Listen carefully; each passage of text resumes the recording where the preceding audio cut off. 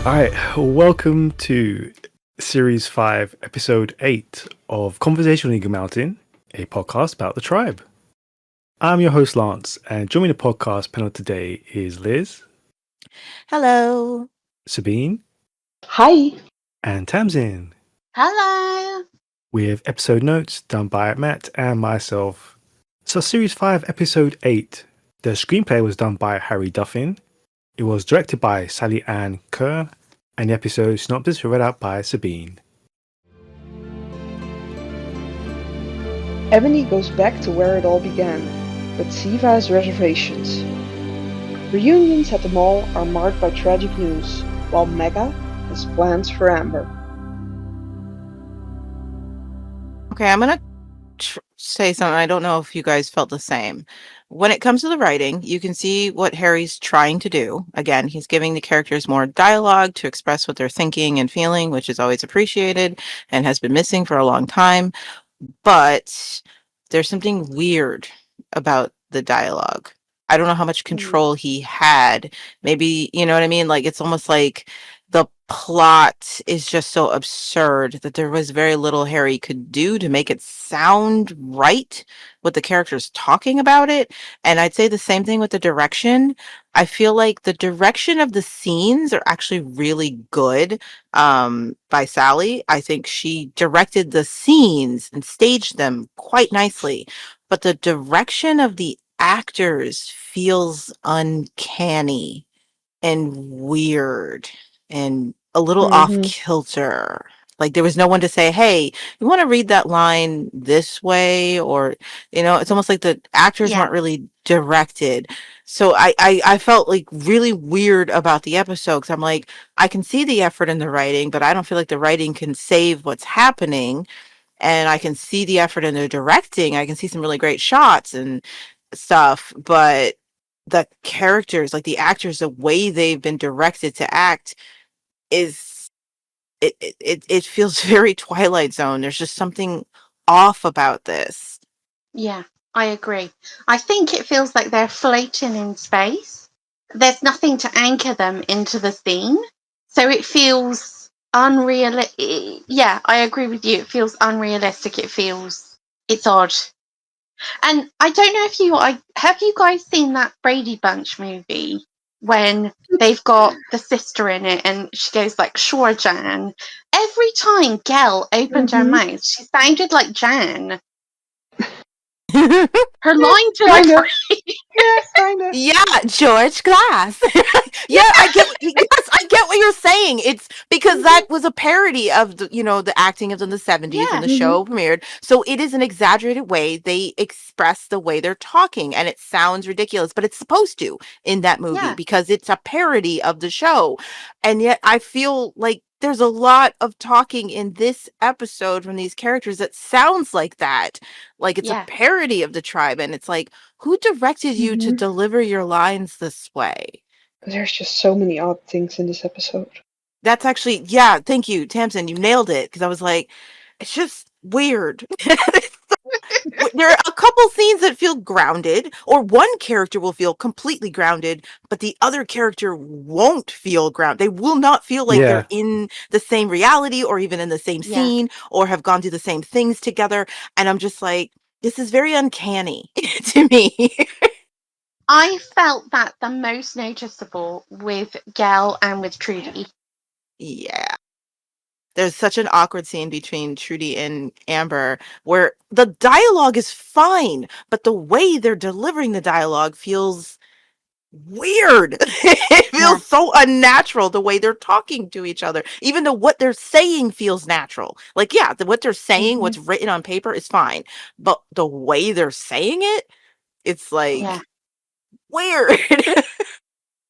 Like this could be, if this was if you added like singing, if they burst out into song, this would feel like a weird musical episode of a sitcom where and you accept that it's just a bizarro reality where all of a sudden the characters are singing, and you would accept it because that's what's going on. That is how the line delivery from a lot of the characters feels. Like this is just that weird one-off episode, and we're supposed to know it is and be amused by it, but not everybody's on board with it. Uh, It's so odd. Like, what happened? I want to know. Did everybody get their lines like an hour before the cameras flipped on? I don't know. Well, I mean, you do wonder from what we were told that yeah. may well have been the case. Yeah, we've rewritten today's script. Here you go. You have 5 minutes, guys. Yeah, Or how out of order was these scenes filmed? it feels very out of You know? order. Yeah, there are a lot of stuff in this. I don't know if anyone clocked Jack's hair. So it goes from that bright, bright red, and then Mm-hmm. the next scene, it's completely toned down.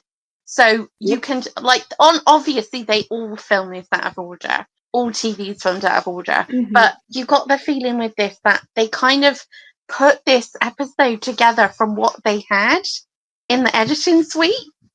Just It's like scenes that they had. the actors don't even know what came like when they were asked to film a scene, they are unaware of what was supposed to have come before the scene they're acting and what's supposed to come after. And when you mentioned Trudy, I'm like, yeah, a lot of scenes with her feel that way. It's not just Mhm. her, but she is an obvious choice for Yeah. it being noticeable. Where there's some scenes with her, and it's just like, does she know that the scene before this is what she learned, or the episode before it's only been 24 hours since she learned something terrible? You know what I mean? You're just like, Mhm. Yeah. was Antonia told when this scene is supposed to take place and what her emotional state should be? Has she any And I mean idea? that is the responsibility of the director, because Right. obviously when they're filming these things, they're filming them out of sequence. They're filming maybe the end of something, and then the next day it will be the beginning of the end of the thing they've just done. Mhm. And so it is up to the responsibility of the director to kind of explain, like you say, the emotional beats of the scene that we're trying to capture, because it is just words on a page with occasional stage direction. And it's up to the director to like help the cast through that, especially when they're so young as well. And that's why I was like, the direction is so confusing because the scenes themselves, the way they've staged it and the camera work looks good and I think is well directed. But the actors, I don't feel like anyone was really directing them in all of these scenes. Mm. The more I think about it, the more I agree with your. It could have been one of those weird musical episode ideas. But like, not everybody's in the musical episode. Mm-hmm. Yeah. I know It's this only is a half pie. the cast. Sorry, go ahead, Dylan. No, I was just gonna say. I know this is a pie in the sky thought, but I wonder if this was intentional because like for me watching it, like the whole Ebony and Siva juxtaposition of Ebony being this over the top Mm-hmm. bride of Dracula kind of thing, and Siva being this what the hell is going on. I feel like that kind of weird pairing is in every single scene with two different actors, and I feel like Yeah. I don't want to say it's intentional because the show is obviously a mess production wise, but I feel like it could have been like it feels how it feels like. Yeah, you're right And- there. There is that I saw relationship these two dynamic. characters through every single Yeah. scene. It's like you've both been given like some weird direction, and no one's like meeting in the middle. It's weird. I don't understand it. Everyone was like, "Guys, it's an episode 8 of a season. Something weird has got to happen." And it would be different if every scene was like that. If every scene tonally was like that, where there was a little bit That's of what a I felt. tongue in cheek. But I don't. I feel like there are a couple scenes where like, okay, this is a little bit grounded. This is a little bit realistic. Okay, but it feels out of place with the rest of the episode. Okay, I don't know. Every scene I felt it. Trudy and Jay, Jel, and Yeah. it's just every single scene I felt that weird, just polar opposite direction. Like, it's just I don't know. It's just It kind of reminds you of like a Star Trek episode where they always have one of those episodes where they end up back on the ship, they've been somewhere else, and then everyone's acting a little bit differently. yeah. And we find out that it's been like taken over by aliens or it's a dream or something, you know? yeah, it's a Odd. bizarre episode. I can't say it's like good or bad. It's just weird. It's Mhm. bizarre. It's pretty bad though. I mean, I was interested, so you know what I mean? Like I was Mhm. actually kind of invested in what was going on and what the characters are talking to each other about. But all the whole time I was just like, huh. Wait, something is tingling the back of my neck. This is off, man. Like, I didn't hate myself watching this. I wasn't like, this sucks, don't care. I didn't feel that way. That's why I say I don't feel like it's bad, but I can't say it's good. Mm-hmm. I don't Yeah. think I could hand on heart recommend anyone to watch that episode if they've not seen the tribe before. Well, I mean, I wouldn't recommend any of these last 2 seasons to anyone who's never seen the tribe before. Are you kidding me? You only watch these seasons because you've already been invested in what came before. Well, no. I mean, you've got people like Matt who jumped on 4. Mm-hmm. That's They different. liked it. They found it on their own. That's different. You're talking about, would we recommend it? No, I would He Absolutely never wasn't. not. recommend it. No. We didn't drag him in. I would not have recommended to Matt to start on season 4. I'd be like, oh, Yeah, you're interested in this season show? 4. Here, let's start with season 1 or season 2 even, you know? Wouldn't recommend you start on 4. God bless him. And yeah, certainly not this episode. This episode. No. No. I've seen parts of this episode so many times, but that was because I needed a Trudy and Jack screen caps. I was going to say. Like, why? Why would you watch this one? I mean, I suppose it's the camp of the wedding. You know, that is bizarre. You know, Mhm. They but put that wedding together really quickly as well. Kudos to them, you know? well, it helps when there's no guest or groom. But the dress, though, and all the candles, I mean, that could have been easy to find in a school. Right, yeah, let's jump into the specifics. Needs a little TLC. I still don't get it. I mean, it's a big place to defend. I know lots of places that would be better. No. We stay here. But why? Why here? Because this is where it begins. This is where it all began. Ebony takes Java and Siva to their old school and plans to use it as their base of operations, turfing out the current inhabitants. Siva tries to point out the tactical disadvantages of the building, but Ebony explains that it has to be here. This is where she first met Zoot and where it all began. So yeah, panel, what do you think of another new location and the reuse of the Pride Tribe flashback scenes from Series 2? I don't mind the use of a new location that we're supposed to be familiar with already from Season 1, or well, from the Season 2 flashbacks. But yeah, I don't know, it felt a bit off. I personally don't feel invested in this storyline at all, or the location. And I agree with Siva. It seems crazy. It's such a big site to try and defend, just the 3 of them. I think that's part of the thing that's going on, though. I mean, Java has this whole plan, this whole scheme planned out. And Siva is still completely oblivious to most of that. I was too hung up on stupid things. All I kept thinking is, wait, I think it was established that you guys went to school in the suburbs. So why is the school smack dab in the middle of the city? That's where Amber and Dal went to school. They were the city kids. And that's such a stupid thing to get hung up on, but maybe it's because I don't care about the storyline either. So I was just looking at dumb Yeah. stuff. You know what I mean? Like, I'm looking at really stupid things, like the flashbacks. I'm like, that's not same classroom. Nope, Yeah. nope. That happened. It's so dumb. painted Like, those walls? exactly. I was hung up on really dumb things. Like the kids who were living there, I was like, when they ran, I'm like, you didn't take any of your stuff. You didn't, this is what you've been living in, this squalor. You didn't even clean up this one room. Like, I was paying attention to all the wrong things. See, what annoyed me was the amount of books in his school, while we know that Zoot managed to burn all the books. It was Yeah, I dumb. mean, you You would have thought you would have started with started there, wouldn't you? Yeah, exactly. But I you know, the dialogue being said is good. I appreciate that the characters are expressing exactly what they're feeling and what they're thinking. I appreciate that because we went through a whole season where we didn't know what anybody was thinking most of the time and why they were doing anything. So I like that. And Ebony is completely off her rocker, so she can be excused for a lot of her performance. She is leaning into the camp of all of it.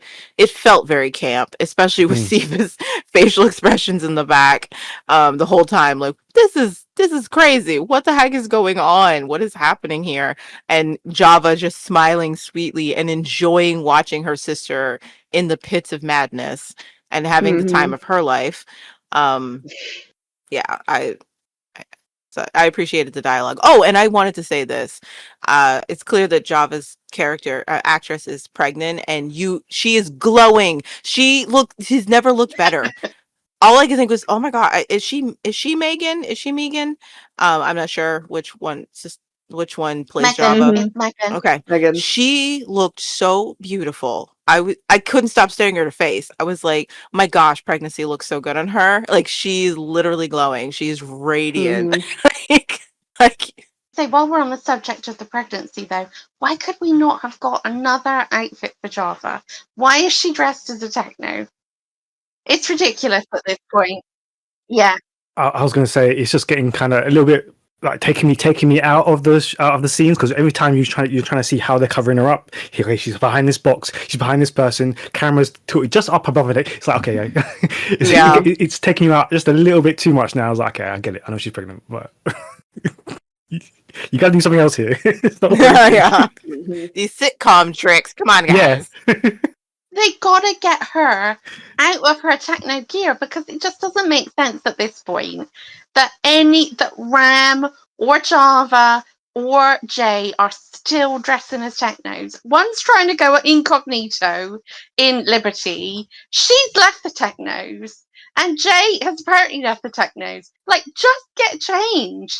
It's not that hard. Because they treat the audience as though they're watching the Care Bears, and they need to be able to identify their characters very easily.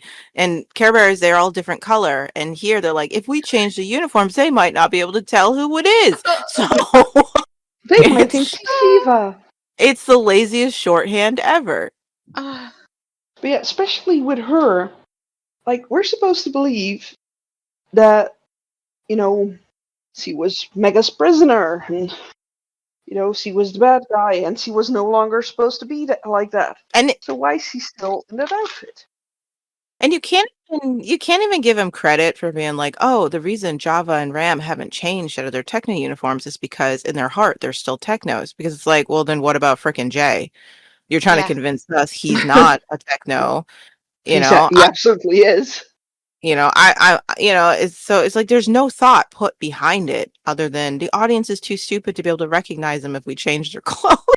And it wouldn't even take a lot to change Jay's clothes, because we've seen him with that camouflage bomber jacket. All he needs is like a black t-shirt and those cargo trousers that he wears, and that is a different outfit. Wouldn't even be that much. He wouldn't even have had to have changed the basics of what he wears either. But don't think about it. We've tried it. There's no rhyme or reason. He already had a decent other outfit on. It'll never not be a bizarre situation that they didn't change these people's clothes. It'll never not be bizarre. Like, no matter what, no matter how much thought we put into it, it will never make sense that Jay is still wearing his techno uniform, that Ram is wearing his techno uniform, that Java's wearing it now. Like, there's no reason for it. It's laziness. That's all it is. I don't get it at all. Do you think they're still wearing them in the book? Just they are. Do you think they are? Oh my god! Like, it is referenced sometimes. Yeah, they are. No, seriously, no. Because I didn't know that. I'd blocked that out.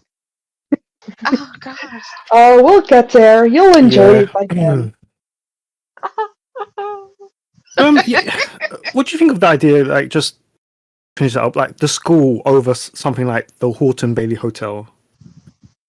Well, I guess they can't go back to the hotel, can they? Because the techno's are already there. And I guess what she's trying to do is she's trying to consolidate her power in a recognizable location, another recognizable, iconic location. So she's saying, yeah, we were at the hotel and that's where we were, but it actually started here at this school. This is where things kicked off with Zoot, because she can't get to that other location. So I guess she's trying to build the myth from what she's got. It also makes sense for her madness. She's been trying to make sense of seeing Zoot this whole time. And so she's been trying to find meaning in seeing him. and so she finally reached a point where she's like, we're fated, that's what this is all Mhm. about. That's the only thing that would explain why she's going mad and seeing him. It's formed out of desperation. And so, yeah, if you're trying to create meaning out of your delusions of seeing someone for a fact is dead and has been for a long time, and yeah, you're going to turn everything into a mythos, as you said, Tamsin. She's Mhm. created the myth to give this whole thing meaning because that's the only thing that can make possible sense to her. Because otherwise, she has to admit, I'm going crazy, which she was afraid is what was happening. That's why she was so Mhm. scared and crying, like, I don't know what's going on. And finally, she had to embrace it. No, I'm not going crazy. This is meant to happen. This is important. This is bigger. It I'm has a not point. crazy. My sister's seeing him.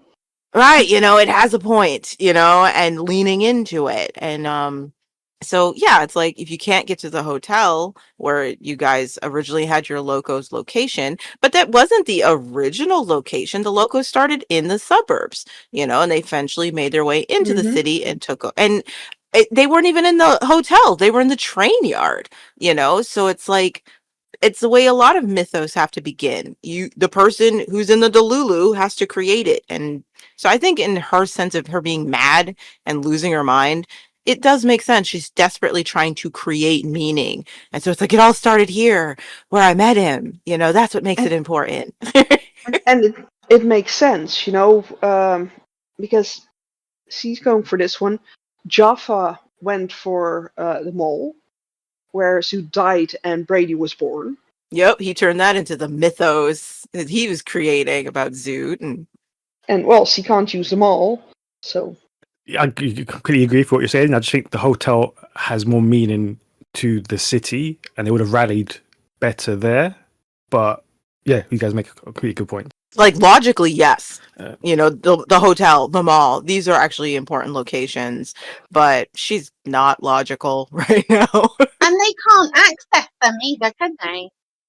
But I mean, aren't the technos in the hotel though? yeah, but that would have Yeah, made for a good season. It would have changed things up. The technos get kicked out of the hotel, Yeah, and that's yeah. how we start off with the local, whatever they're called, Zootists. That would have been a nice setup for the season. if that was Yeah, the I could plan see to that. try to take over, because obviously they're not in a position Mhm. where they could do that right now. There's only 3 of them. They can't take over the hotel. They're on the run. But if that had been their plan to get back the hotel, then I think you're right. That could have Mhm. worked and added meaning. But, you know, that would Mm. take effort. That would take a lot of effort. So um, they just need a new location. I feel the school isn't used in a way that makes it an interesting location. I think it could have been, That's my problem as well. Mhm. Looking ahead, like it's not but utilized well. it's not utilized in a way that makes it an interesting location to be in. Mm. Mm. So it's kind of just a very boring one. We get one classroom pretty much the whole time. We get a hallway. I think we get like an auditor, like a gym, but there really isn't. It's not an interesting set to look at. Don't tell me Zoot scratched that onto the desk. You know he did not. No. It's wild. If anyone did, it was Jaffa, Right. and he was Can I- sitting at can that, I so. just- Can I say what I think my problem with this is? It's when you're writing fan fiction, right? And you're like, what should I do with these characters? And I need to create a villain. But what if I did this and that? And it all becomes really generic, right? It becomes like Zoot's back. Is he? No, it's crazy AI. Ebony's going to marry Zoot, but no, it's crazy AI. We go back to the school and on the desk it's written power and chaos. And Zoot wrote that in. This is written by a real Zoot fan, okay? That's what this feels like. It feels like really the laziest fan fiction you've ever read. But actually, I've never read fan fiction that was this lazy. I have, and I agree with you. It Mhm. definitely feels like bad fan fiction. Like it's the kind of fan fiction that I'll like respect it because it's bonkers, and I'm like, hey, go for Yeah. it. You know what I mean? But I'm not gonna say it's good. Like, You go in expecting, hey, this is bad, but let's But roll it's- with it. but it's literally forgivable because it's just a Right. fan creating what they wish they Mhm. wanted to see, and it's like it's for free. Go for it, have fun. But when you're being paid to perform, make a show, it's like it's less forgivable. You're just like, this is what you guys went with. And I think it's worse because in a fan fiction, you also reference things, don't you? Like, oh, the Guardian will put a reference in, and they do that in this. They talk about like the Guardian and if he hadn't gone Coco Banana, and it's like, this is so bad. Those poor kids. They only had the school to sleep in. Now they lost their home. But at least Lottie will end up in Liberty. In a better place. Yeah. I do love that first shot of her. All I could think was that girl has got such a beautiful face. Like, I remember the first time I thought this girl is going to be gorgeous when she gets older. Like, I don't know what it was my first time seeing her before she came back as Lottie later and all that stuff like that. I just remember thinking, what a beautiful face this young girl had. I'm like, she is going to be a knockout someday.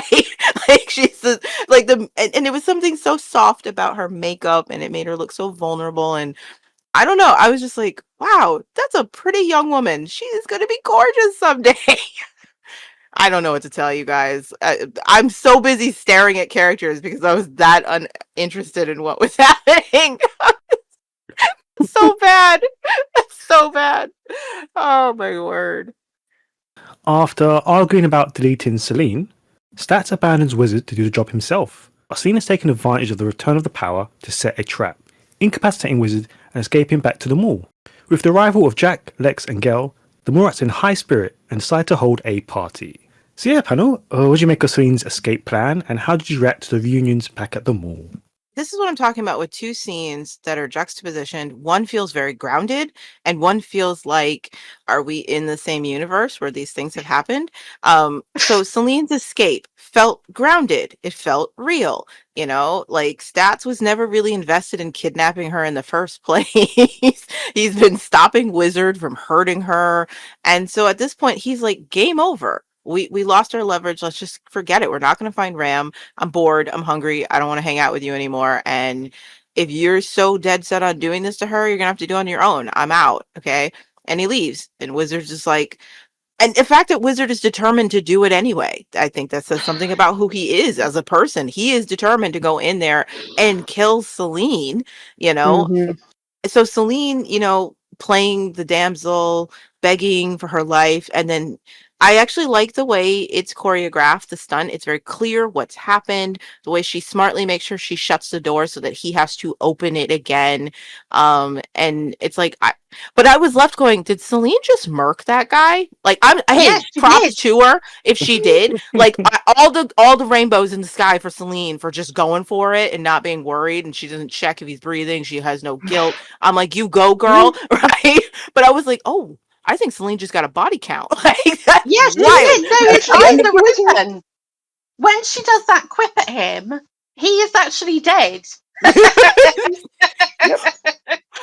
Like, she just took someone out, hit a one-liner, and walked out with the building exploding Yeah. behind her.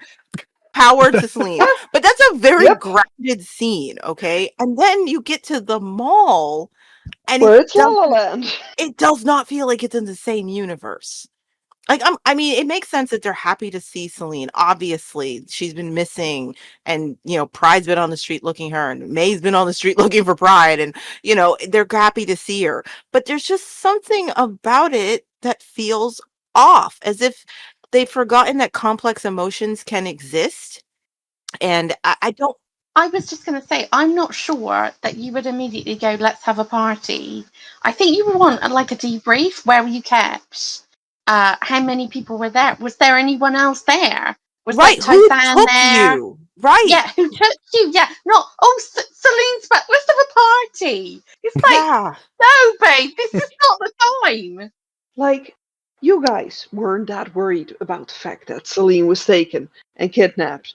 Even the people who've been through kidnappings were not that concerned with her being gone. So why on earth start a party that she's back? I do believe it's crazy they don't ask her any questions like, oh my gosh, how did you get away, sweetheart? Who did this to you? Because they could still be out there and might do it to other mall rats or whatever. Like, there's no concern about the fact that she's back because she was kidnapped. Wouldn't you want to No. know who the threat was, how she got away from the threat? Salene doesn't seem and anyway traumatized, like that she's been Oh, held yeah. captive and had to murk someone to get away. Oh, Like, they're she's acting like she's coming back from the guy in Spa Day. right. It's Mm, like the tone is so weird. There's not even it like is. I expect relief. Like, oh my goodness, Celine, you're okay. Did Pride find you? Like, how are you back? It's just no. It's just like, hey, girl, you made it. Oh my gosh, we should celebrate. And it's like, what? Wait a Yeah. minute, you guys. Yeah, but the energy was way off even before Celine came in. Yeah, it. I mean, while I love that little moment between Jack and Trudy, Jack never liked her that much. The level of, oh my God, you're here, is Yeah, but isn't that because Trudy's fallen in love with Jay and she's really happy? That's how I read it anyway. or she's been day drinking after their evening I Yeah. together read it. because Jay I was read the drunk. Jack and Trudy moment as well. Jack was mad at her last time. Remember, Mm-hmm. he was Yeah. Yeah. angry with her, but he didn't. He's past that now.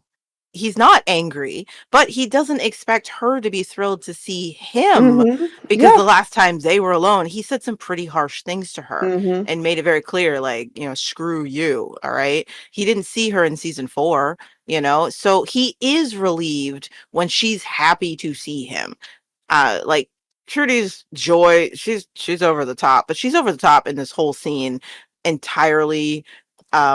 I told you, toxic positivity is her coping mechanism, and I don't know why they're going so hard with it.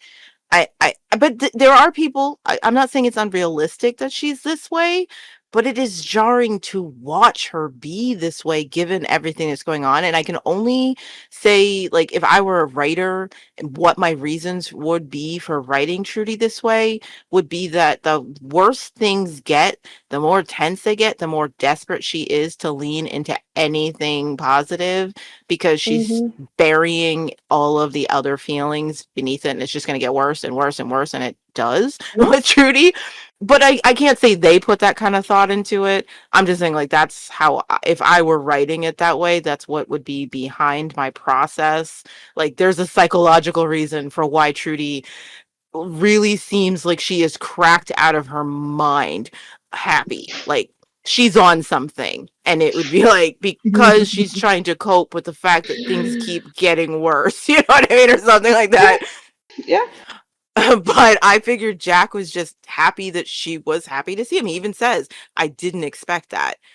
I did not expect her Mm-hmm. to be like, wow, and he's thrilled to be home. It's a very different homecoming. Remember the last couple of homecomings, the first one from The Chosen was awful.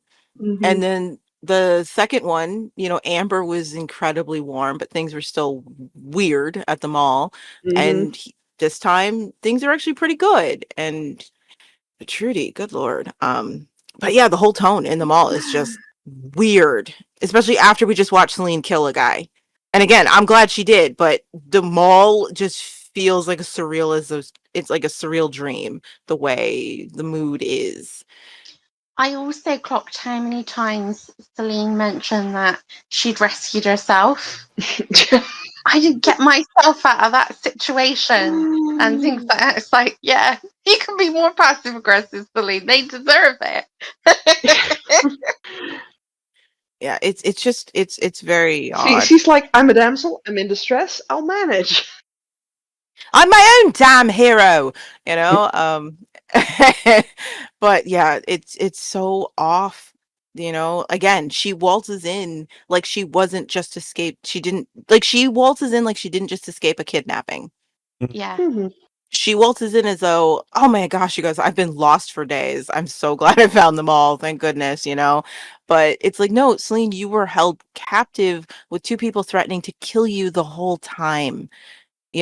And you're just this is a weird reaction to the fact that you had to Mm-hmm. end someone's life to escape and save your own, and everybody just being completely unconcerned about how that happened and where the kidnappers are, and yeah, life in them all. And it gets even worse because she's like, "Oh, when Pride comes back, I'm gonna give him a piece of my mind," kind of things. Like that's For just, making me wait. I'm like, Yeah. Celine, you've learned that the reason he's not here is because he's out in the city, been searching for you.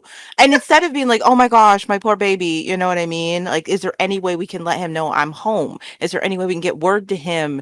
You know, does anyone know where he last was? She's just waiting for. How yeah, would he know you're home, Celine? How would he did you set the bat signal up in the sky and he sees it and realizes you've made it back? Like, these are weird reactions to it's what's very. happening. Mhm. She's just like, I'm sure he'll be home any minute. It's like, why? He still thinks you're missing. He's sleeping in the streets searching for you, and you show zero concern. Just a playful, he better get his butt back here. I can't believe he can't stand me up. Like, Celine, you were kidnapped, and he thought you were going to die. He was trying to save you. How would he know you're home? I'm gonna dance him to death. Oh, He's still He is. He's still already missing. dead. these lines, I don't. He could be in danger because he's out there searching for you right now. Like, come on, this is such a weird reaction. But that whole thing was weird. Yeah. I don't even mind that they want to celebrate something. Fine, but can we just acknowledge what's actually happening Mhm. around here? I just harken back to Trudy's return in season 2 and how well they did the myriad of emotions everyone would be feeling in that moment that she comes home. Even the fact that Trudy starts crying when she's come home because she's been through an ordeal and it's not Mhm. over yet, you know? And just the way everyone reacts to her coming home. They still like celebrate Trudy coming home, but it felt grounded, you know, an acknowledgement that they never thought they were going to see her again and they didn't know what was happening to her and like they had questions. They had questions. But Like how on earth did you escape? yeah, how did you and a baby get away from this cult that kidnapped you, you know? And the writing found excuses so that Trudy wouldn't have to explain herself, you know, but nobody has any questions for Salene despite knowing exactly what was going down. Yeah, but they also barely acknowledged that she was taken anyway. Yeah. They didn't. They knew she's been kidnapped and held by two technos and they were just like, I guess Pride will find her. Like they didn't care. So again, I agree. Why do they want to celebrate her coming back? Yeah. I don't get you guys. Yeah, but the mall feels like a fever dream. We had a really grounded scene leaning into it, and then everybody is cracked out and just weird. It's like a creepy children's show that you once saw when you were 5 and home, sick with the chicken pox, and yet you never found it again. And you try to tell people about it, but like nobody knows what you're talking about. And you're like, I know that thing existed. I saw it. Okay. My TV wasn't haunted. It existed. Okay. Like it seems like the setup for a horror movie. It's so weird. Yeah. Meanwhile, Trudy and Jay flirt after their evening together, but the spectre of Amber looms over them. Trudy visits Amber and attempts to gauge her feelings about Jay again, and to push the two of them together. Oh yeah, that's right. You had dinner with him last night. How'd it go? He talked about you the whole time. Oh? So, with Ebony gone, there's nothing to keep you guys apart. Look, even if I did feel that way about him, there'd always be Bray between us. Amber, Bray's gone, and Jay didn't know that would happen. I can't feel anything for him. Not with what happened to Bray. What would I tell our son? Amber, Jay isn't at fault. Yeah, right. But would Bray understand? Your feelings for Jay? Oh, Trudy, I don't know what I feel. All I know is that Jay and it'll never happen. But I'm secretly pleased when Amber confirms that nothing can happen between them. So yeah, just kind of briefly, what did you think of Trudy's approach here? Again. Okay. This is one of those things where I think the dialogue is fine, but the way it's delivered is the most awkward and bizarre conversation happening. And it's on both ends, both Trudy and Amber. The way they're delivering their lines feels uncanny, is the only word I can keep using. Even though the words they're saying are fine. Even if you go back though to the Trudy J thing, that is really uncomfortable because there's a moment when Mm-hmm. they're having a conversation and it seems like Trudy is leading up to telling him how she feels or that she's Mm-hmm. going to try and kiss him or something. And then I don't know whether he knows that's what she's going to do, but he like rose all the way back on that. Mm-hmm.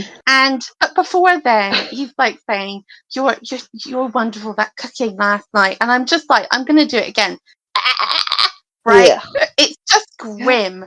The whole scene is grim. She's meant to be chipper and carefree and loving and all the things that Amber and Ebony aren't.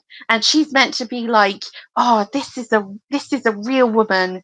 This is the one. You know, because that's how Jay, I think, in his head, he slots these women into like Ebony, she's in the beginning, she was all he thought about. Now he can't stand her. Amber, he's been obsessed with her the entire time, but sooner or later he'll go off her as well. And now Trudy's just in the long line of these women that he becomes obsessed with for a short period of time. And yet he responds. Yeah, but that's like he responds to her. Like you can see her coming closer to him, and he responds like, yeah, no, I have to go wash my hair." Yeah, Like it is with his like whole that. yeah, with his whole yeah, I must have had too much alcohol last night, and yeah, a bit of a headache sort of thing. It's Like the Jay and and Trudy thing could have actually been a cute moment if it was part of their actual genuine love story. Yeah, You know, like if they were endgame, this would be a very precious moment of two people recognizing an attraction, recognizing like mm, for Jay, recognizing like, oh, I've been so obsessed with this other girl, but here is one who actually makes me feel good when I'm with her and feel relaxed and not stressed, and realizing I genuinely enjoyed my time with her. I want her to know that, you know, and Trudy gauging but also feeling guilty. She's enjoying her time with him too. She's enjoying hearing that he liked spending time with her. And then immediately the guilt kicks in because Trudy mhm, clearly does not value herself the way she values, Amber. And in her eyes, Amber is the top prize. Everybody always wants Amber. Why would they ever pick Trudy? She's used to being the quote unquote ugly friend, okay, the undesirable one. mhm, And so the minute she allows herself to feel good about this guy as her burgeoning feelings for him are coming, she immediately remembers, oh, wait, no, there's a better option for him. And that's who he wants. And he's made that clear that's who he wants. And it would be wrong of me to step in there because I don't deserve nice things. So again, I feel like the dialogue is great, and this would be a great scene if they were endgame, you know. It's awkward, and that's okay. It's allowed to be awkward. They're two teenagers dancing around these new feelings they're having. And then Trudy, you know, he kind of pushes it. It's not like she's doing it all by herself. He is flirting just as hard with her and pushing the conversation towards letting her know, I really liked that time with you. Is he's not holding back, you know, and so she leans into it. And then they both remember themselves like, no, you know what I mean? I'm supposed to like this other person. And, you know, it's okay for him to be conflicted. All of that, it's fine. yeah, Again, it sucks. It sucks in hindsight because we know where this is going. but But this is why where the smirk? the thing is, what we know about Jay, and Tamsin mentioned it, as he slots these girls into these places, they are replaceable to him yeah, because all Jay wants from a woman is validation. yes, Like yeah, that's literally all he wants. You know, he takes from them everything because it makes him feel important. He gives like almost nothing back, you know. And as you said, he was obsessed with Ebony, you know, but yeah. did he give Ebony anything? It was Ebony doing the No, giving, Ebony jumping over the Mhm. hurdles, proving everything, and finally giving up everything to be with him. And then that was enough. He found something else to be obsessed with. He'd gotten yeah, so much validation from her. There was literally nothing else she could have given him. And now he's bored. He wants validation from Amber. He's so upset that Amber doesn't want to be with him because he's lost that validation. his attraction to Trudy is also based in the fact that she validates him. She's constantly telling him he's not to blame, he's not a bad person, he's wonderful, he deserves great things, on, and she'd do anything to put a smile on his face. And that's what he's attracted to. That's what he's falling for in this moment. That she's so much easier. He doesn't have to do anything to seem like a great guy to her. She makes him feel wonderful, and he has to put zero effort in. That's what he's attracted to. That's what he's falling for in this moment. That's what he's like, oh wow, this is hot. That this girl would just spend hours telling me how wonderful I am. That's why he's like, I really enjoyed my time with you. Of course you did. She was singing your praises the whole time. Like, why wouldn't you enjoy your time with her? When this girl seeks you out every time you're pouting to make you feel better, that's what makes the whole thing just sad and ugh, because we know where this goes and we know what Jay is and we know the role poor Trudy is going to play in this. Yeah, it's depressing. Because it's a moment of genuine attraction. The difference is that Trudy is actually attracted to him. She actually thinks he's a great guy, but doesn't think she's worthy of a great guy, especially when that great guy has already expressed interest for her way better friend who's so perfect, and he's feeling genuine attraction. But what he's attracted to is the fact that she makes him feel amazing about himself. I don't actually think that Jay's ever had a genuine attraction to a woman that wasn't like this. I think even, with his dead girlfriend, I bet it was just like this, but in a different way. I bet they've all been like this and they'll all be like this. And he kind of pedestals them as well, doesn't he? Well, it is common for narcissists, and I don't know if he is one. This is just armchair psychology. But if he were a narcissist, it would make sense because something they do, and we saw this in Salene too, when you're their favorite person in the world, you can do no wrong. But when you've let them down or disappointed them or just done something they don't like, it goes the extreme opposite. You're the worst person who ever existed. And it's just, he can go from, I'm obsessed with this woman, she's all I can think about, I can't do anything else, to she means nothing to him with the flip of a switch. And again, both scenes, I think they're directed well. Camera work looks nice. Lighting is great. But I like the dialogue. I like what is being said. I get what's being said. I understand what is happening in the scene. Trudy feeling out Amber because she's realizing she likes Jay, but she's a girl's girl. She's not going to go after this guy if Amber wants him, and she knows he wants Amber. She doesn't want to be that person, and she's trying to get a read. And of course she feels relieved that if Amber doesn't want him, maybe there's a chance for me. But she'd never do it if Amber expressed interest. She wouldn't do that to her best friend, and then she's with Jay and feeling him out. Could he see somebody outside of Amber because she's great? She's reminding him in the conversation. I mean, Amber's awesome. She's amazing. Could he possibly like another girl outside? The way Trudy lays things out for Amber, there's nothing stopping you from getting with him. She needs to make sure that Amber not wanting Jay is simply because Amber doesn't want Jay, not because she thinks there's other things in the way. So she's reminding her, he and Ebony are over. He's not into her. He says it was over before it was over, on and on. She's making sure Amber knows the runway is clear if you want him. So do you want him? And Amber reaffirms, no, I don't. She even asks, how'd you guys' dinner go? Amber is showing such disinterest and giving reason for it. No wonder Trudy looks relieved. Oh, so I could set my plane down this runway, possibly? I could have something. So the dialogue's great, but the way these guys are talking to each other feels so unnatural. It's weird. Why were they directed to talk to each other this way? I'm sorry about that rant, you guys. I spent years thinking about Trudy, Jay, Amber, and how the story could have gone and how it couldn't, even if it went the way it went, where, he and Trudy don't work out and he ends up with Amber, it still could have worked, but so I do apologize for just blah blah blah blah. It was an enjoyable rant. So nice to meet Tamsin. Well, I enjoyed it because I think we all kind of feel the same, don't we? Really, there is potential in this relationship. It would have been interesting, but it's one of those really frustrating things where they're using Trudy as a stalking horse for Jay and Amber. Right? She's a placeholder until the preferred couple get together, and then she'll be discarded.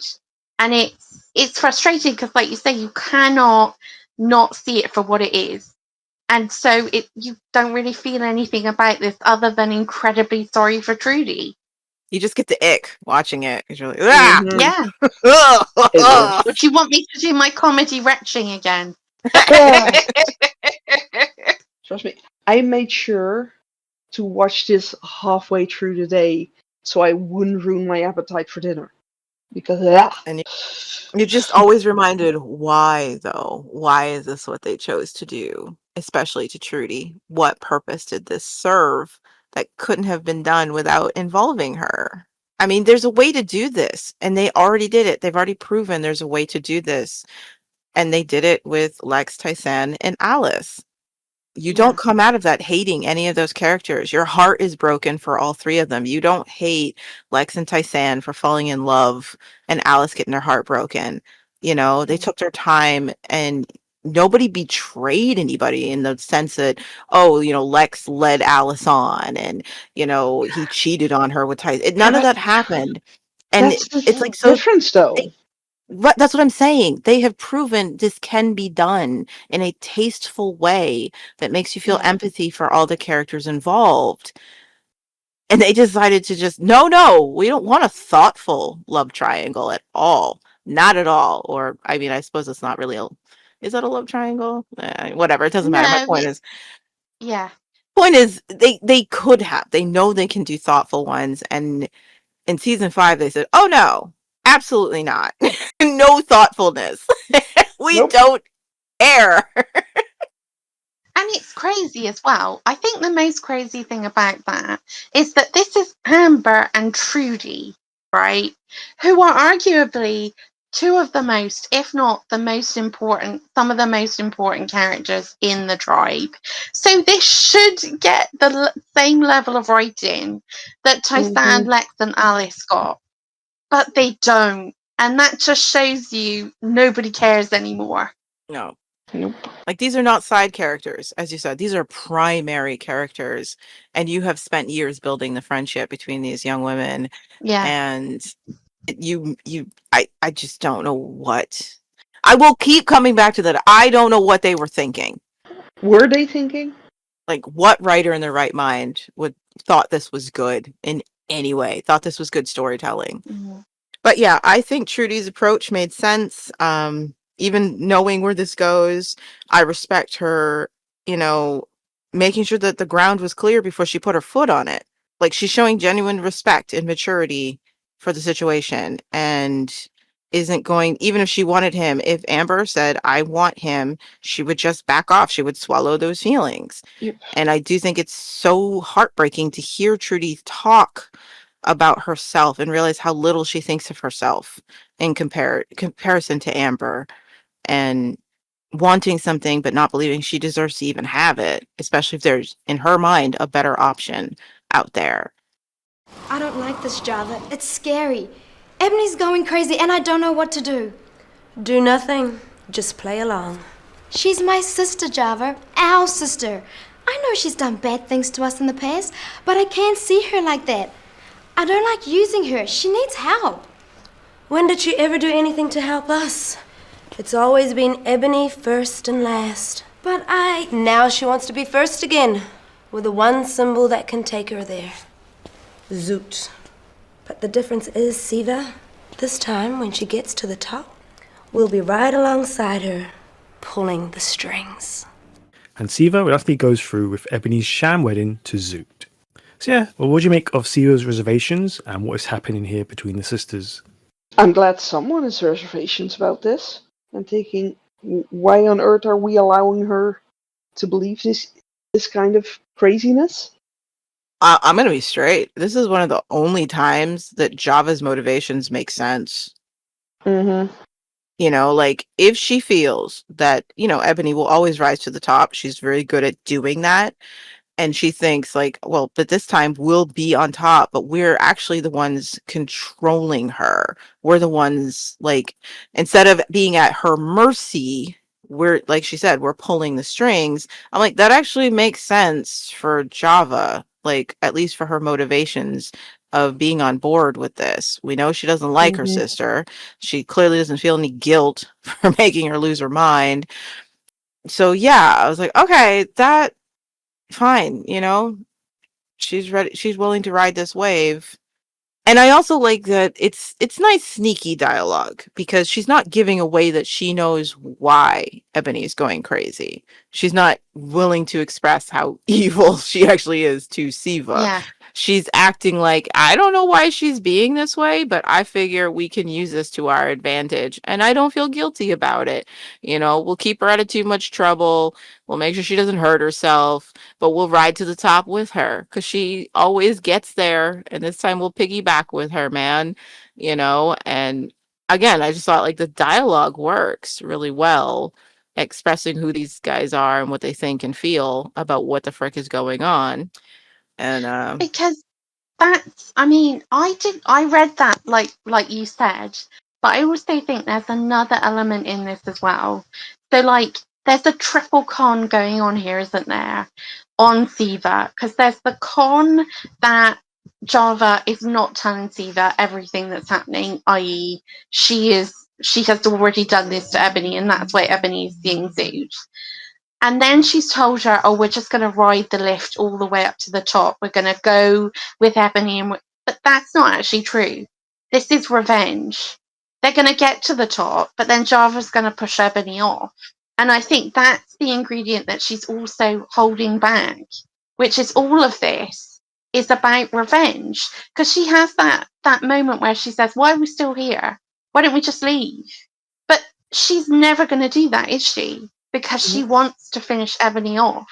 That's her story, isn't it? All of this, everything she's doing, including getting Ebony this power base, is just so she can push her off the mountain once they get to the top. And it says so much about her, probably the most they've ever actually said about Java, that, okay, when we first meet her, she just wants Ebony dead. And she's willing to just kill her in an alleyway. Okay? That's what she wants to do. And they're stopped because Jay shows up. And she's got the zapper, everything ready to just end Ebony right there.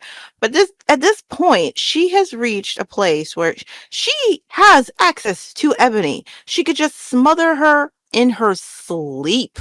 Like she could end her 10 times a day if that's all she wants to do. But as you said, there's more to her revenge now. Now, again, if we went with my canon that this is because she was desperately in love with Ram and and this was just Ebony stealing her man and turning her man against her and ruining everything was the last straw.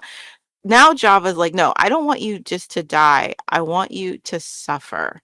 I want you to think you've achieved your goals, and then I want you to look me in the eyes while I push you off the cliff. Like, that is some hatred. Because again, if you just want her gone, you have access to her to easily make her gone. Yeah. But no, you want to help her achieve everything so you can take it from her while looking her in the face when you do it. You want her to know you're the one who did it, that you beat her. Mm. And I think that's the most insightful thing we've ever really learned about Java. Yeah. Yeah, and it's going to come back into play later on, isn't it? I mean, this is a story, unlike a lot of these characters, Java, however unsatisfying her narrative actually is, it does have a beginning, a middle, and an end. She does go on this road of revenge, and it does lead her to where she ends up in liberty. Because she is so pleased watching Ebony like this. Mm. Like, you got Siva's expression. Siva's like, oh my gosh, this is so creepy and messed up and disturbing. I'm not comfortable with it. Even if I've had problems with our sister, like she says, she's like, she needs help. and it just, that's Siva at her core. She's not cruel by nature. She has too much empathy to be cruel. She can be indifferent, but she's not cruel. And compared to Java, who is just like, this is so enjoyable watching my little sister lose her frickin' mind. Because she knows if Ebony was in her right mind, she would be like, oh my, I did what? I'm sorry, what did I do? Mm. I married the imaginary ghost of my dead abusive boyfriend. like, Ebony in her right mind would go nuts just thinking about that. And Java knows But that. it's humiliating, Mhm. isn't it? It's so It's a humiliating. humiliation. Yeah. It's Ja- yeah. Java's like, you look so stupid. But that wedding was full camp, you guys. It was so campy. And I don't know about you, but I don't ever need to see an image of Danny James leaning into a camera into my face for a kiss. I don't need that ever again in my life. Mhm. Well, as I was saying, I think they put it together really quickly because where did they find the dress and all those candles in that school? I mean, that dress, that is full goth, vampira, I'm getting married. It's perfect. I know Where it's did so they well find it? coordinated. I'm like, these are not random Yeah, things you found in the Lost and Found. No. no. And especially when you compare it to the dress that she married Ram in as well. I think they kind of bookend each It's other, more don't they, Ebony. quite nicely? Yeah, it is. But it isn't as well, because we know Ebony is not in her right mind at this point. So Mhm. it's also not Ebony either. But neither of those It's dresses. Java's version of Ebony. Yeah, I It mean, feels like yes, you're right there. It is Java's Java's view on version of Ebony. Ebony. Yeah, you're right. That's how she sees her, as this sort of demonic monster, really. But Well, she's since they hot. claim, I mean, apparently Java and Siva used to go to the same school, apparently. So clearly they've raided an old locker from an old classmate that was into this kind of clothes. I don't believe for a second these clothes were anywhere in this school. The school hasn't been scavenged to within an inch of its life. So I'm with Tamsin. I don't know where they found those clothes. I might forgive the candles because there were kids living there. Okay. They likely had candles, things like that. But those clothes, I don't buy it. That well coordinated outfit, no. Yeah, That's a Halloween costume. That's like a high-end Halloween costume you buy off Amazon. Okay, I don't buy that they found those things lying around the school. lying in the costume department. Like, no, that stuff was looted ages ago. Yeah. The stuff from the drama department's always the first to go in things like this, right? Yep. Especially in an apocalypse where fashion is key. I will say though that if you ever need an event like a fancy dress party or something, get Java and Siva on the blower because they'll be able to get you a look that probably costs nothing and is delivered to your house immediately and looks really good as well. Same day delivery. Same hour. Because they couldn't leave the school. They're on the run. They're in hiding, so they couldn't just go off to find this. It's so silly, but yeah, my word. It's one of the most bonkers weddings we've ever seen, I think, in the drive. And we've had some crazy ones. We've had Lex and Zandra's, both their weddings were nuts, right? We had the people that were attacking, we had like Trudy totally out of her mind officiating the Zandra, Ryan, Lex, Typhan mashed up wedding, right? We have seen some crazy weddings, but this is the top of the pile for me. Yep. It's up there with when the Guardian and Typhan got married. But I do think At least bride and groom were both there. of all of Yeah, the that's true.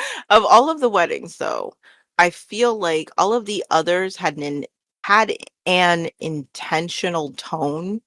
So when you take like Lex and Zondra's first wedding, it's meant to be farcical because he does not love her and she's in Delulu land and nobody believes in it. And of course it all goes wrong.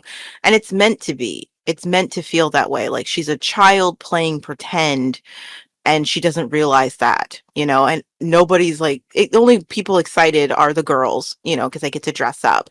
And then their second wedding is actually more sincere, even though Lex still doesn't love her. We know how devoted Zondra actually is, and the group is actually supporting them and wanting to give them a great party, even if it's like, this isn't going to last, but we want to give our friends a good time and a lovely wedding, even if it's only for Zondra's sake.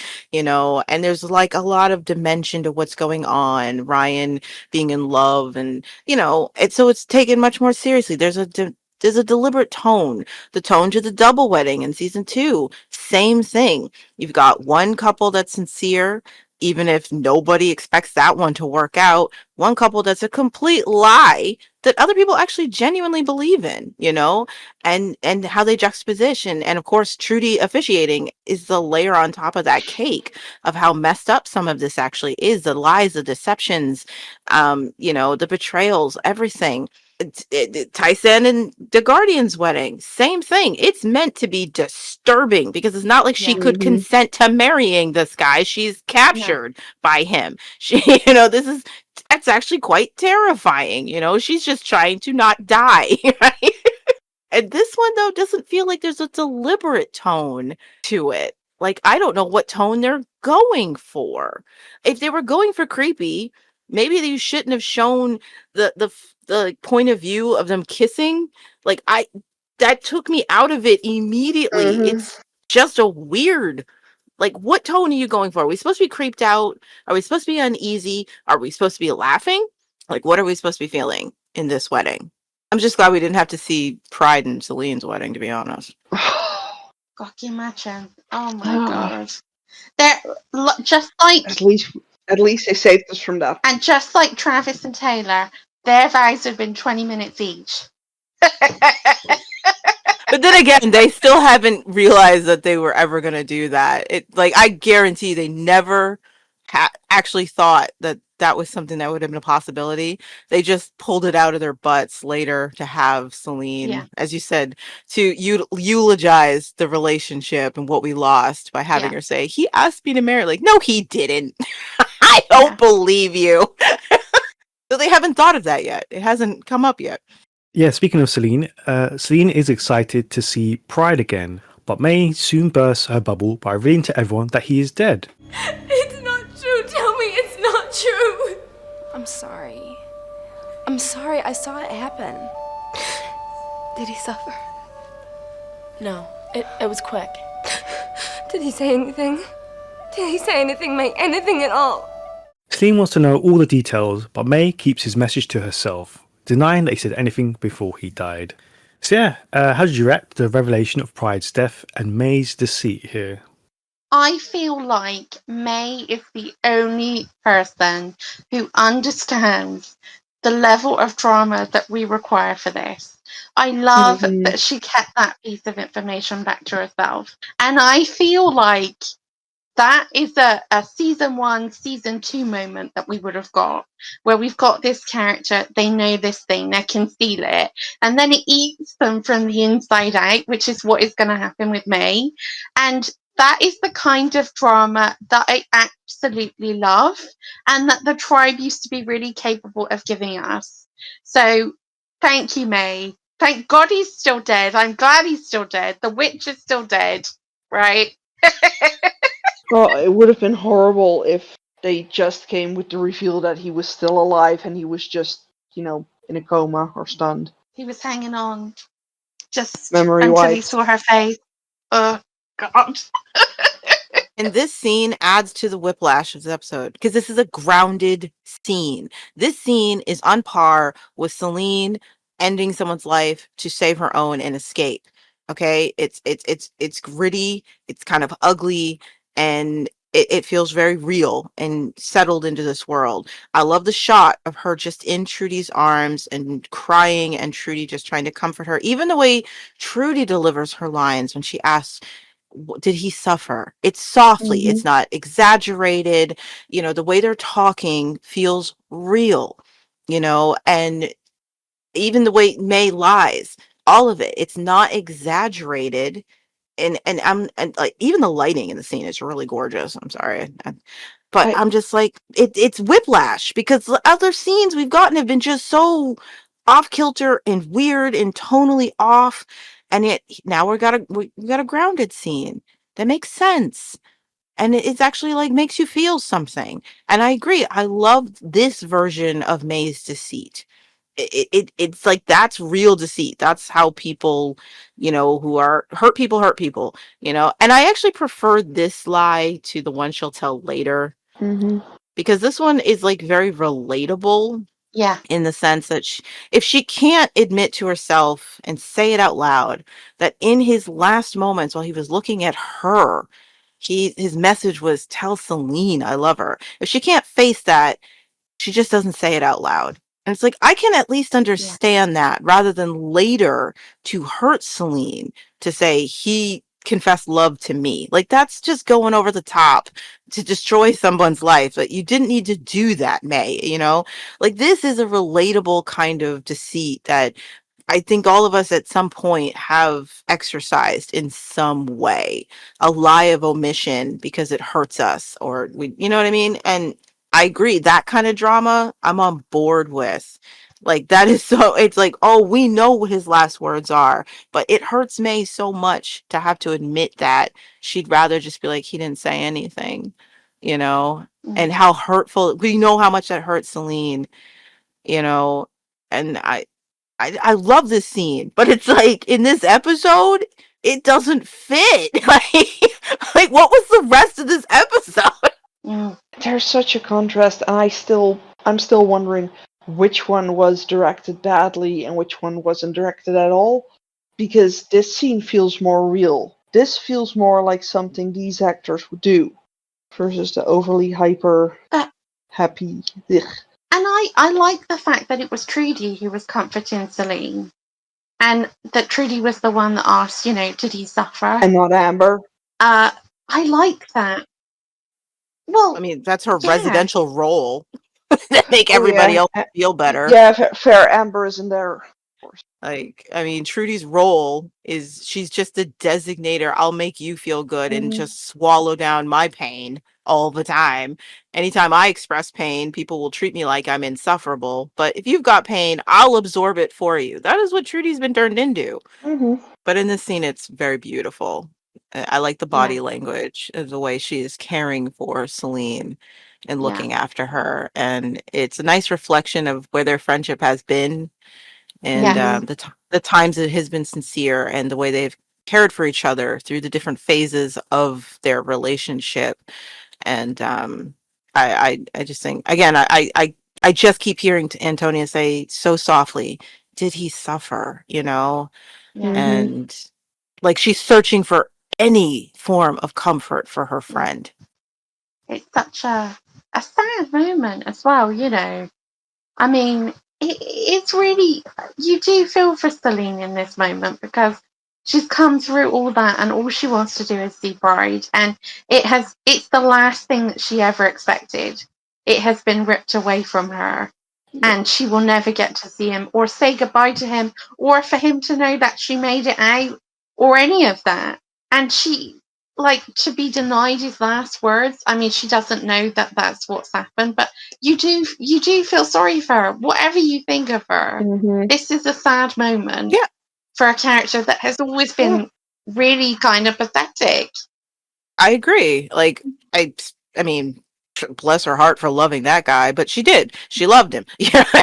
So it's heartbreaking for her in her state of mind now because she has it's like Alice losing Ned. Yep. He Yeah, wasn't good enough for you, but she loved him. He was the one person who loved her and was promising to give her a great life, and she lost him in an incredibly cruel way, and at least this time, so, other people are acting like they care that he died. Mhm. Like poor Alice, nobody gave a crap. She's the only one who is just like in agony over it. Everyone else is like, this is awkward. I'm kind of glad that Salene got to have this moment without Amber present. So we didn't have to get the whole, oh, but you've known him so long and poor Amber sort of crap.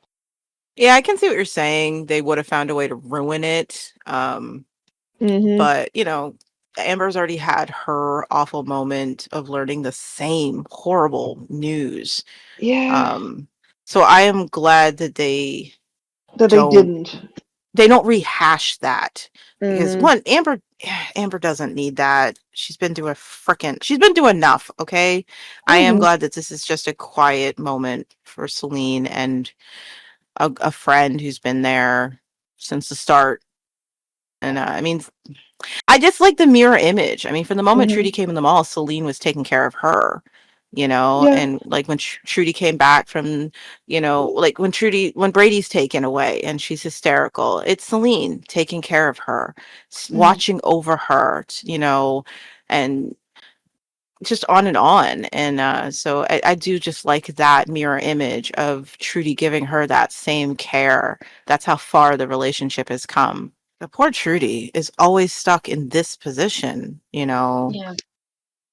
of she's so sincere in giving her care to other people, but she rarely ever gets to express pain for the same loss. I think she's been trapped in that eternal mum role, though, hasn't she? Mhm. She's kind of become everybody's mum. Well, I know Amber's everybody's mum mentally, but Trudy kind of feels that, like, Amber's not a touchy-feely. This version of Amber we've got is not touchy-feely. It used to be in the past, but not now, right? Whereas Trudy is, she will hold you. She will make space to hear what you've got to say. She has that, she kind of fills that space. And she has taken on that role of being, whether they know it or not, or whether she knows it or not, everybody's mum, basically, emotionally. Well, Trudy's had to learn the hard way that when she expresses her hurts and her pains, they are dismissed. Mhm. Well, like her mum She's a lot of taking the time, isn't it? You she's know? taking care of everyone the way she would have loved to be taken care of. And she thinks she deserves that because, as she said to Jay, he's like, "You're such a nice person." She's like, "Yeah, I know. I'm such a nice person. I wasn't always." Mm, Like she believes she deserves to be relegated. Like this is what she Mhm. owes the world for her missteps as a child. I mean, you could also see it another side, though, that she's trying to say to him, look, I know what it's like. I've been in your place. Mhm. I know, I do get that, but it's Yeah, obviously the way Trudy views herself. yeah, yeah, Like it's no longer just a theory that we have. Trudy does see herself as someone yeah, who yeah, is relegated to take whatever she can get because she doesn't deserve much more than that. Mhm.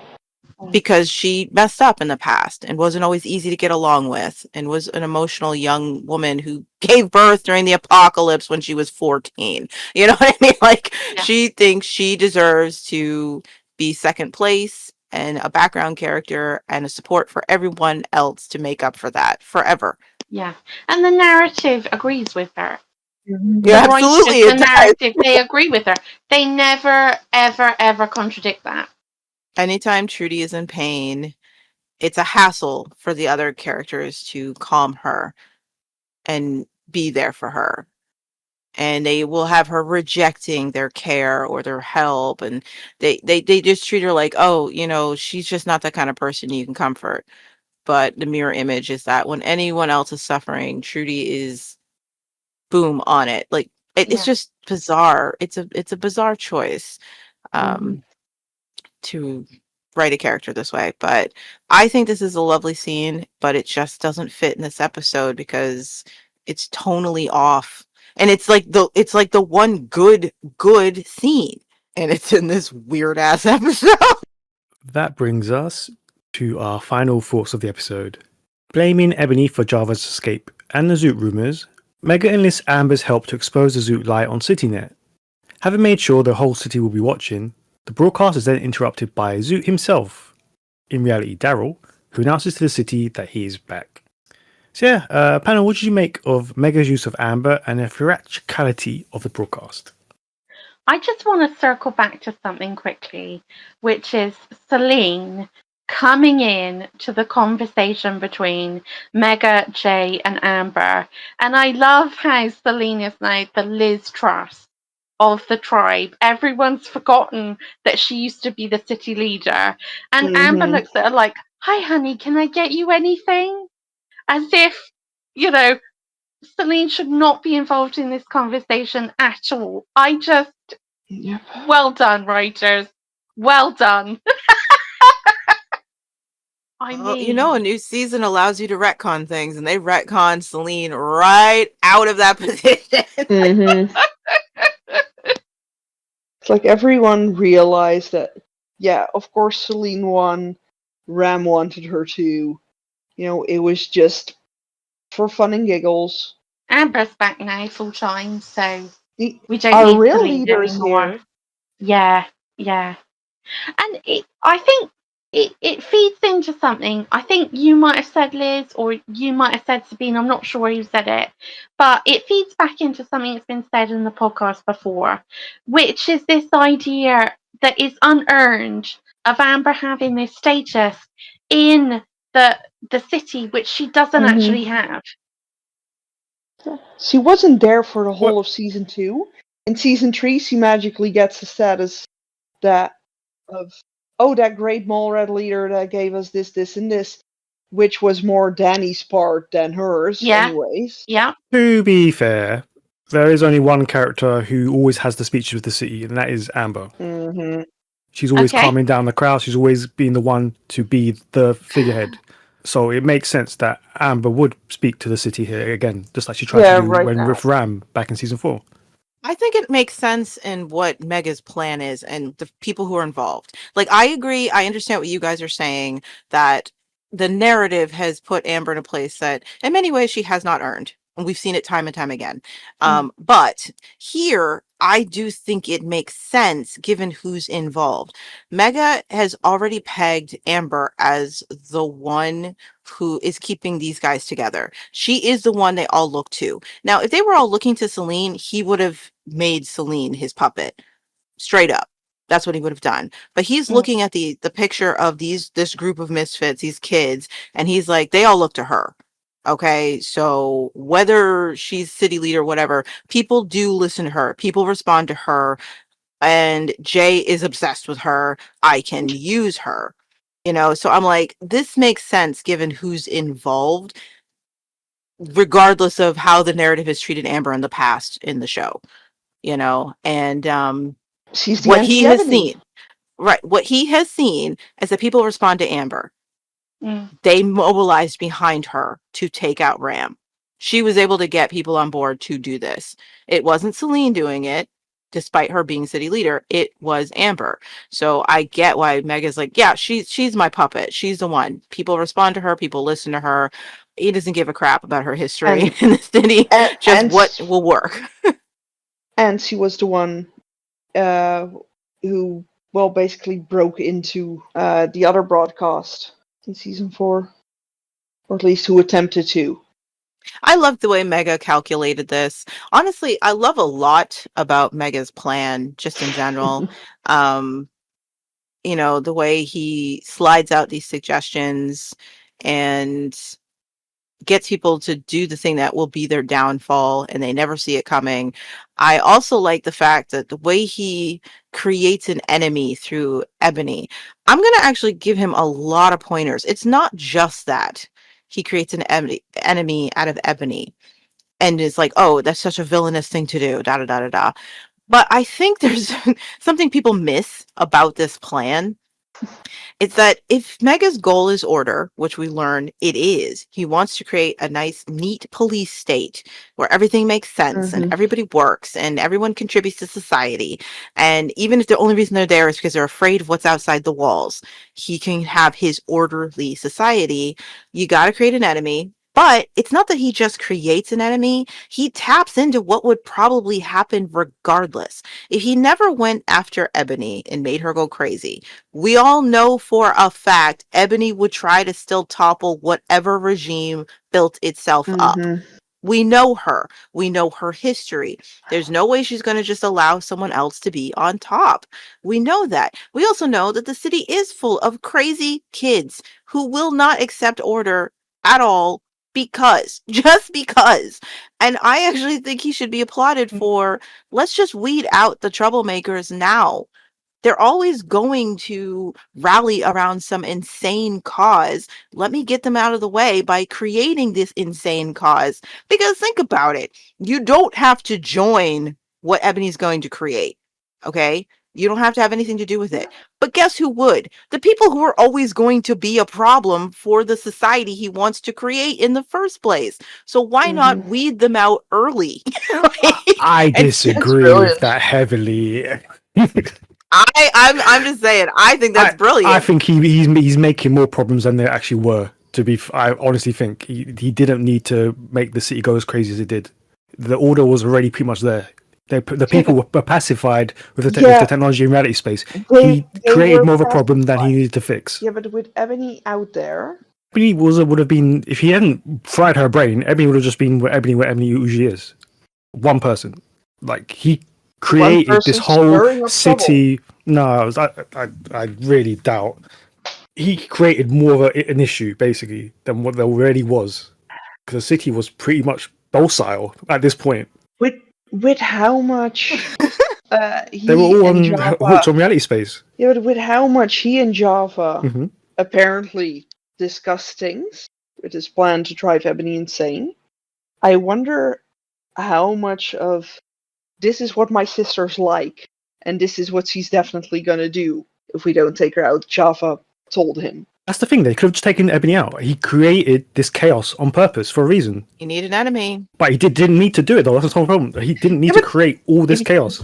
Yeah, but the best way to get on top... would argue that you do need They were on top already. Yeah, but they're on top. I'm not buying it. Sorry, no, I'm not buying it. No, but they're on top. But they're on top. Creating a mutual enemy for him and the mole rats is a perfect way to pacify the mole rats into thinking you're not the bad guy. They really did, though. Come on. At this point, Mega had rescued Brady. He'd set everything up. He followed all Jay's orders. There was no big suspicion on Mega. Everything was perfect. The city was hooked on reality space. The power was going to be put back on. There was no need to go this extra step and create this chaos.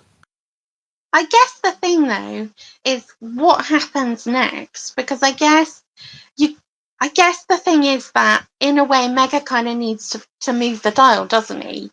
Because it's fine as it is, and I agree with you. Everything is kind of in place, but he's not going to want to be in that position with the mole rats forever, is he? So is he creating straw people for them to kind of chase around after, and so that they don't know what's really going on? Letting this unstable element like Ebony out loose, that was just miscalculation. A biggest miscalculation you could ever do for somebody who's miscalculating. I think his miscalculation was thinking that Java would set Ebony loose like this. I think he assumed he would have Ebony in his pocket under his guidance. The way he fried her brain with the reality space, no, I can't buy that. Well, this was remember, a tightly controlled element of Ebony. He's not the one who was frying her brain to the point. It was Java doing it, though. Yeah, but he knew that happened. I know, but what I'm saying is he's like, we'll see later. There'll be a scene between them when he'll find out that Java is dosing Ebony way more than she should, and he's like, "What are you doing? Like, she's actually taking it further than she needs to," which of course is why Ebony becomes even more unstable and harder to predict and harder to control.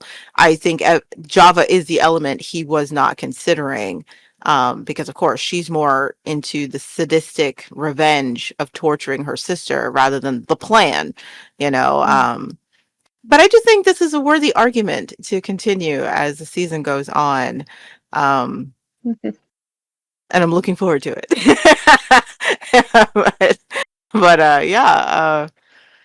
Yeah.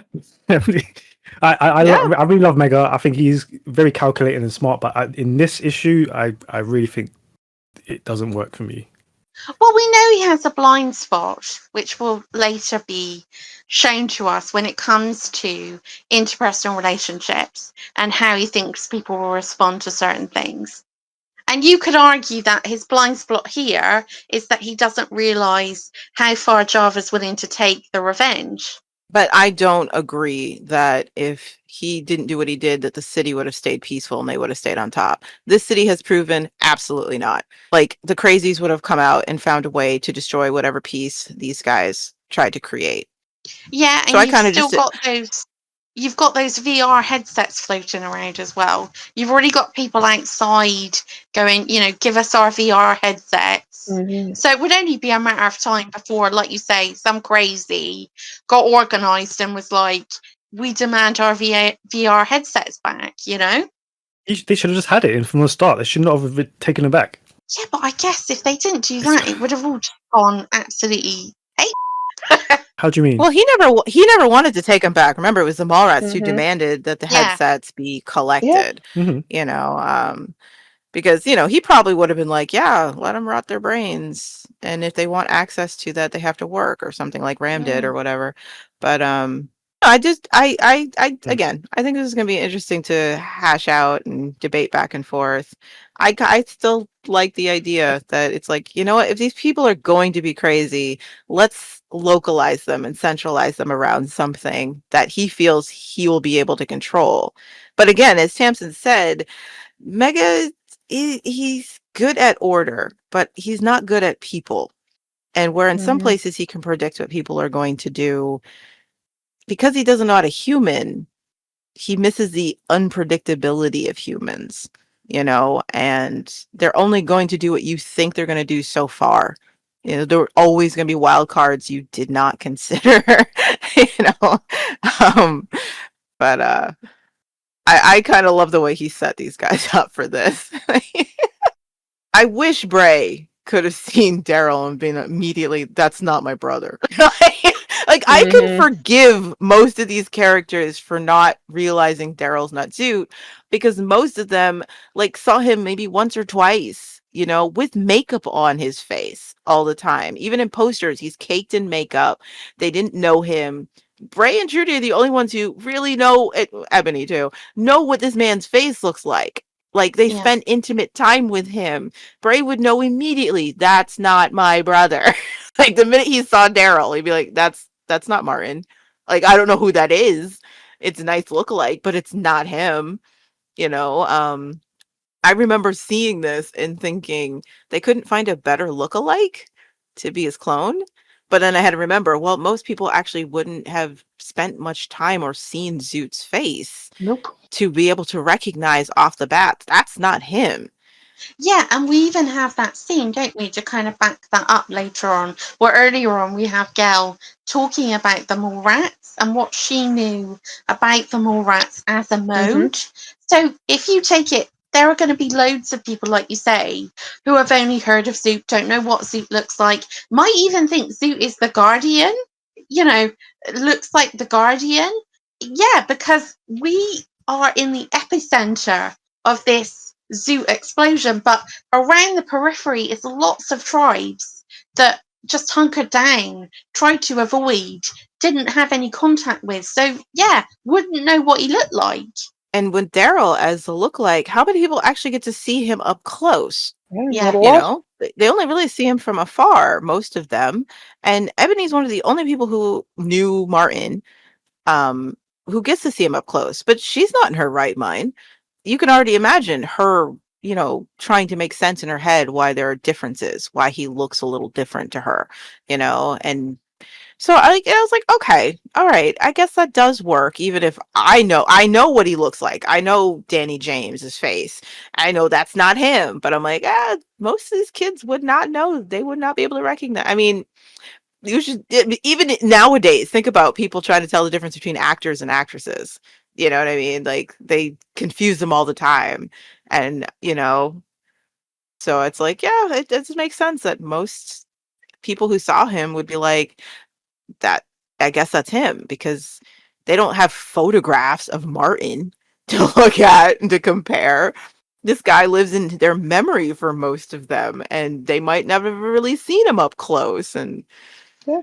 I do wish, though, like, I think about the Mallrats who have probably seen the most iconography of Zoot. Like, they saw Martin in their mall, they saw him dead on the ground. Several of them took him out to burial at sea. They did see his face quite a bit, and then of course the Chosen took up shop in their mall with posters of Zoot everywhere. I wish there was at least one mall rat who was just like, it doesn't quite look right. You know what I mean? Like, something is off about him. I mean, yeah, just to finish off, like, did you mind that yet another broadcast was interrupted? It just kind of feels like you expected it, didn't you? I mean, that was going to be... Absolutely. Yeah. It's just a repeating theme, though, and at this point, it's like, okay, how many times are we going to have... The minute they make a big production of the fact that, I'll make an announcement, you're like, okay, this is going to get hijacked. Yeah. And actually, it is so repeatable that you get the feeling that somebody should have said, oh, hang on. Oh, the jig is up. It's Mega. Right. As soon as that happened, your first thought should be, oh, this is very familiar. Okay. Last time this happened. We know this playbook. The fact that it takes so long for them to look at him as the obvious culprit. Like, he's the one who I'm sorry. Again, like I said, if you want a character to be smart in a lazy way, just make everyone else really dumb. And I mean, the think people in the mall now are so stupid. The fact that Jade and Amber don't immediately go, yeah, a broadcast is a good idea to address the city about these rumors, but we know how easily they can be hijacked because we've hijacked the broadcasts before. You know what I mean? And like, there's no other arguments. They're just like, yeah, I guess that's what we should do. Let's just talk to everybody. I'm like, Ellie's paper was more effective at getting news uninterrupted to the populace. Yeah. Like, just stop trying to use just stop it. Like, just meet people in the crowd. You're better off. I get it. I get that reach as many people as possible. Fine, I get it. But it is funny that they don't even argue that. What if it gets hijacked? Because that has happened, and we ourselves have done it. How do we prevent that? What precautions do we have in place to make sure it can't be hijacked? If Ebony's doing this, and we know what Ebony's capable of, we should prepare for anything she might do. On that note, that brings Series 5, Episode 8 to a close. Thank you very much to the panel, and we'll see you next time for Episode 9. So until then, bye. Bye. Bye. Bye.